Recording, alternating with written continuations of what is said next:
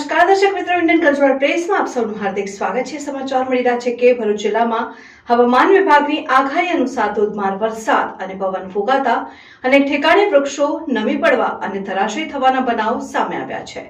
વિગતવાર નજર કરીએ તો ભરૂચ શહેરના કેટલાક વિસ્તારોમાં વૃક્ષો જમીનદોસ્ત થવાના કારણે યાતાયાત બાધિત થવાના દ્રશ્યો સામે આવી રહ્યા છે। ભરૂચ શહેરના સિફા વિસ્તારમાં મહાકાય વૃક્ષ વરસાદના કારણે મુખ્ય માર્ગ ઉપર ધરાશયી થતા જેસીબી વડે તેને હટાવવાની કામગીરી કરવામાં આવતા એક તરફનો માર્ગ બંધ કરાયો હતો, જેથી ટ્રાફિક જામ સર્જાતા વાહન ચાલકોને હાલાકી વેઠવી પડી હતી। તો બીજી તરફ થામ ગામ નજીક મુખ્ય સ્ટેટ હાઈવે ઉપર અને કંથારિયા ગામ નજીક પણ વૃક્ષો ઢળી પડતા લોકો માટે મુશ્કેલી ઊભી થઈ હતી। હવામાન વિભાગ દ્વારા જિલ્લામાં રેડ એલર્ટ જાહેર કરાયું છે।